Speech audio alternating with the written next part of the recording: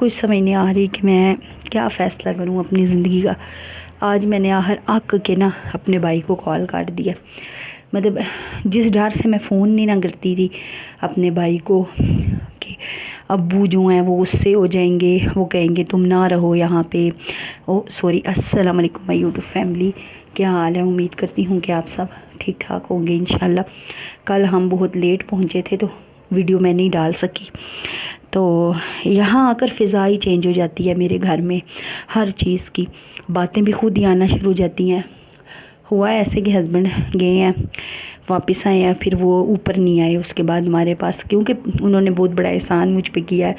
3 दिन मेरे साथ वहाँ रह के मुझे नहीं पता था कि शोहर अगर बीवी को उसके मेके लेके जाता है 3 दिन रहता है तो वो एहसान होता है। क्योंकि वैसे तो 24 घंटे मेरे हस्बैंड नीचे बीवी के पास रहते हैं।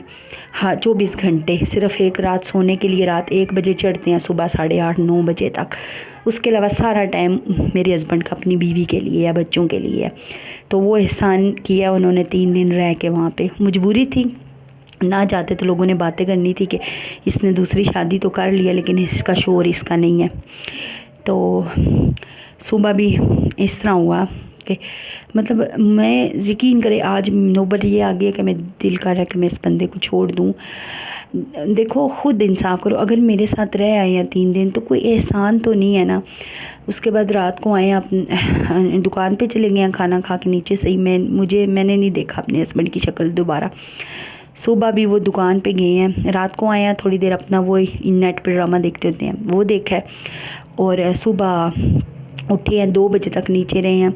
गुस्सा इस बात पे है कि हस्बैंड 2 बजे तक नीचे रहे हैं अपनी बीवी के पास। उन्होंने नहीं कहा कि चलो 10 मिनट ऊपर 4 सीढ़ियाँ चढ़ के चला जाऊँ अपनी इस बीवी के पास, पूछ आऊँ कि बीवी बच्ची को कोई चीज़ तो नहीं ज़रूरत ना, तो कोई कुछ मंगवाना है, कुछ देना है, या मैं पास बैठ ही आऊँ।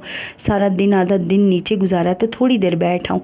तो मैं उठी हूँ, बाइक पे बैठ रहे थे, मैंने कहा बात सुने, ऊपर आए। कहते हैं नहीं है टाइम मेरे पास, नहीं है मेरी जमात को देर। मैंने कहा आप सुबह के नीचे हैं, आधे घंटे के लिए ऊपर आ जाते, 20 मिनट के लिए आ जाते, घर को घर समझो, ऊपर वाले को नहीं है मेरे पास टाइम। पीछे बीवी खड़ी थी, मुझे गुस्सा इस बात पे है कि उसके सामने इस बंदे ने मेरी बेइज्जती की है, मुझे बहुत सख्त नीचा दिखाया। बाइक स्टार्ट कर दिया, मैंने कहा एक दफ़ा ऊपर तो नहीं आया जाता, देखा हुआ तुम्हें मैंने, इस तरह करके तो वो बंदा चला गया।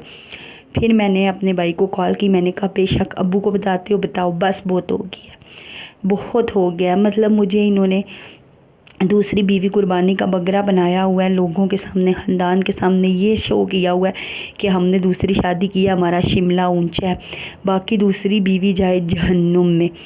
ठीक है, फिर ये माँ बेटियाँ ऊपर बैठी हुई थी, मैंने गुस्सा था मेरी देखो, आप में से किसी को अगर आप कुर्बानियाँ दे रहे हो कि बच्चों से बाप ना छीनूं, बीवी से शोर ना छीनूं, एक ही घर में गुजारा कर लूँ, ममटी में कर लूँ, खैर है, नीचे रहता है तो नीचे रह ले, नीचे खुद लेलों की तरह, बकरों की तरह पीछे पीछे उसके आप जाओ हैं, और फिर आप कोई वो बंदा इग्नोर करे, बजाय आपका एहसान मानने के कि आप उसकी बीवी बच्चों को बर्दाश्त करके साथ ममटी में रह रही हो नौकरों की तरह, फिर भी वो आपको इग्नोर करे, आपको नीचा दिखाए, तो कितना दुख होता है।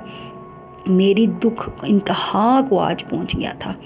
हाँ, और बाकी मेरी बेटियां आज मैंने रोक ली हैं, कल सुबह इंशाल्लाह उनके बाबा ने कहा है कि उनका एक्सीडेंट हुआ था ना, जैसे मैंने बताया, जब यहाँ आई थी तो उनके बाबा को लगी थी ज़्यादा टांग पे, तो वो कह रहा है मुझसे नहीं आया जाता तो मैं राइड बुक कराता हूँ, तो उस पे आ जाओगे। तो उस राइड है या क्रीम है जिसमें लोकेशन साथ साथ चलती है, तो अल्लाह पाक खैर करेगा, पहुँच जाओगी तुम लोग मेरे तक। उसके अलावा हल भी नहीं है, मैं कैसे छोड़ कर आऊँ उनको, फिर मैं वापस कैसे आऊँगी? उनका बाप तो राइड बुक करा देगा यहाँ से, तो वापसी पे मेरा बाप मुझे नहीं करा के देगा, कहने का मतलब है मेरा कोई नहीं करा के देने वाला। तो इसलिए वो आज रुकी हुई हैं, कल जाएंगी। वैसे भी 1 दिन और मैंने रोक लिया, पता नहीं कब आएंगी।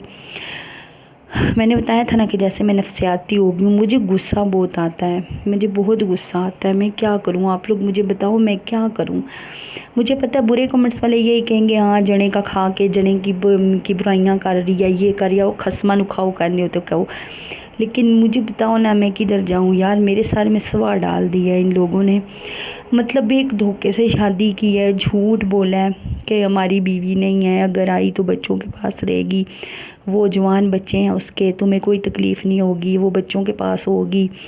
उस माशाल्लाह 25 साल का 25 का बेटा है, 20 की बेटी है, वहाँ रहेगी, वहीं मैं तुम्हारे साथ रहूँगा। मैं उस बीवी से उकता गया हूँ, उस बीवी ने मुझे धोखा दिया, उस बीवी ने मेरा साथ नहीं दिया, जिरगों में मेरा साथ नहीं दिया। वो कहती थी अच्छा हुआ तुम्हारी बहन पे मेरे भाई ने सोकन डाली है, उस बीवी ने मेरा शिमला नीचे गिरा दिया है, उस बीवी से मुझे नफ़रत है, तुम शादी करोगी, तुम्हारी बहन मतलब मेरे घर वालों को, मेरी कज़नों को, तुम लोगों की कज़न से शादी करूँगा, उसके साथ रहूँगा। और अब मेरा हस्बैंड कहता है जाओ, जाती हो, दफ़ा हो। जो मैं कहती हूँ रेंट का घर ले दे, इंसाफ से एक दिन इधर आए, इंसाफ से एक दिन उधर चले जाए। लेकिन इस पे भी इनकी बीवी को ये होता है कि ये जो है ज़ाहिर है अब हर टाइम 24 घंटे आंखों के सामने जना रहे, तो जब वो मेरे साथ चला जाएगा एक रात के लिए, सीधा एक रात मेरे घर आएगा, सुबह उधर ही मेरे पास नाश्ता करेगा, मेरे पास से ही दुकान पे चला जाएगा, इनको तो शक्ल नहीं नज़र आएगी। फिर जब छुट्टी होगी, एक छुट्टी पूरी मेरे पास गुजारेगा, फिर इनको तो शक्ल नहीं नज़र आएगी। ये लोग ये चीज़ें नहीं सोचते कि ये हमारे दर्द समझ के हमारे साथ रह रही है, फिर हम इस चीज़ का फ़ायदा क्यों उठाएं। दोनों ने मतलब इसकी बीवी की आंखों में तंज था कि तुम कुत्ती हो, बुला रही हो, आई एम सॉरी यार, मैं वाईटी पे गाली देगी हूँ, लेकिन मैं क्या करूँ। मतलब उसकी बीवी मुझे ये जता रही थी कि तुम आवाज़ें देती रहेगी, और जड़ा नहीं गाया ऊपर सीढ़ियाँ चढ़कर, चला गया बाइक स्टार्ट कर। दुख की इंतहा हो चुकी है। खैर अभी हम जा रहे हैं, मेरे बच्चों ने, अभी मैंने वीडियो कोई नहीं बनाई, सिर्फ वॉइस ओवर रिकॉर्ड कर रही हूँ। अभी बुरखा पहन के खड़ी हूँ, बच्चियों ने अपने बाबा से और पैसे इजी पैसा मंगवाया है, तो वो खाना खाने बाहर बिरयानी खाने जा रहे हैं, क्योंकि घर में मैंने इनसे मुंह लगाया अच्छा खासा। आज मैंने अपनी सोकन से लड़ाई नहीं की, वो बोलती रही लेकिन मैं लड़ी नहीं। जब मैं अपने भाई को फ़ोन पे बता रही थी ना कि मेरे हस्बैंड को जो है जैसा है मुझे रेंट पे घर ले के दो, मुझे रेंट पे घर चाहिए, मेरी इज़्ज़त नफ्स, मेरा मतलब सब कुछ वजूद सब कुछ ख़त्म हो चुका है। मैं सिर्फ एज़ एक फ़ालतू चीज़ के इस घर में कुछ भी नहीं हूँ। रेंट में ये होगा कि पूरा टाइम तो हस्बैंड का, जो मेरा हिस्से का है यार, मैं ये दोहराती हूँ बात, जो मेरे हिस्से का टाइम है वो तो मुझे मिलेगा ना कम से कम। तो भाई को कॉल कर रही थी, तो ये पास ही बैठी थी छत पे, तो इसने बोलना शुरू कर दिया, हाँ तुम्हारे साथ ही 3 दिन रहा है, रात 10 बजे भी तुम्हारे पास आया, ऊपर ड्रामा देखने चढ़ा रहा है, क्या हो गया ऊपर नहीं आया। तो मतलब फिर इसका मतलब कि इसने भड़काया ना मेरे मियाँ को कि ऊपर ना जाना, रात को उधर थे ही। फिर इसी का यही मतलब हुआ ना, मैं यही मतलब निकालूँ ना कि फिर इसकी पहली बीवी ने कहा होगा कि ऊपर ना जाओ, मैं तो यही मतलब निकालूँगी फिर इस तरह। तो अगर रात को वो ऊपर ड्रामा देखने आया या मेरे साथ रहा है तो इसका क्या मतलब है। अब मैं आवाज़ दूंगी तो वो मेरी बात ना सुने, मेरी बात ना सुने, मेरे पास ऊपर ना आए हस्बैंड मेरा, इसका ये मतलब है। तो उसने मुझे आगे से चंगी बात सुनाई, मैंने अल्लाह जानता है उसको एक बात नहीं की, आगे से कोई जवाब नहीं दिया। क्यों, मेरा उससे मेरी लड़ाई नहीं है, मेरे हस्बैंड से लड़ाई है। इंसाफ नहीं करता मेरा हस्बैंड, ये खुदा का वास्ता है। भले इसको बुराई समझो या भलाई समझो, आप लोग इससे सबक हासिल करो। जो भी कोई न्यू सब्सक्राइबर देख रहा है ना, उसका कोई रिश्तेदार नहीं, कोई भी दूसरी शादी करना चाहता है तो इससे सबक हासिल करो मेरे चैनल से। बाकी मेरे चैनल का मेरे मेके वालों को हल्का फुल्का पता है चल रहा है, क्योंकि मेरा इस्लामिक चैनल भी है, तो मुझसे लिंक मांगते हैं, लेकिन मैंने लिंक नहीं दिया। मैंने साफ़ कह दिया सॉरी, मैंने लिंक नहीं देना किसी को भी। पता नहीं वो मेरी बेटी के हाथ में मोबाइल था या मैं वाईटी चेक कर रही थी, तो दूर से मेरी कज़न ने देखा या कुछ हुआ, चल गया पता। और हाँ, मैंने वीडियो भी तो सॉरी उधर बनाई थी ना, तो उधर से चला है कि तुम्हारा व्लॉगिंग का चैनल है, तुम हमें दो लिंक। लेकिन आज भी मैसेज आ रहे हैं, मैंने कहा मैं नहीं दे सकती, साफ जवाब दे दिया। मैंने कहा पहला चैनल तुम लोगों ने मेरा बंद कराया, मैं नहीं दे सकती। तो बाकी अल्लाह करे कि हाँ, वो मेरा बैंक का ऑप्शन आ गया। अल्लाह करे अल्लाह जी इतना दे दे कि मैं अपना घर ले लूँ, मेरे लिए दुआ किया करें। और मैं इस हस्बैंड को वफ़ादारी, ये हस्बैंड अपनी पहली बीवी के साथ वफ़ादारी निभाए, सही निभाए, खूब निभाए। पहला अपनी दूसरी के साथ और ये अपना पहली के साथ निभाए, मुझे कोई एतराज़ नहीं। मैं यहाँ से चली जाऊँगी, अपने दिल दिमाग से हस्बैंड नाम का सफ़ा फाड़ के फेंक दूँगी हमेशा के लिए।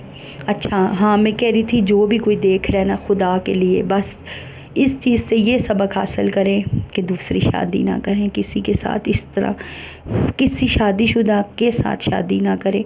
कहने का मतलब है कि जिस मर्द की पहले बीवी बच्चे हैं उसके साथ दूसरी शादी ना करना, कभी भी ना मेरी बहन करना। जो कोई भी देख रही हो ना, करने वाली हो, बाज आ जाओ, बाज आ जाओ। वो बेशक कहता रहे करो करो, झूठ होता है, बकवास होती है। वो कुछ अरसा तुम्हारे साथ रहेगा, फिर वो अपनी पहली के पास चला जाएगा। कभी भी ना करना, कभी भी ना करना।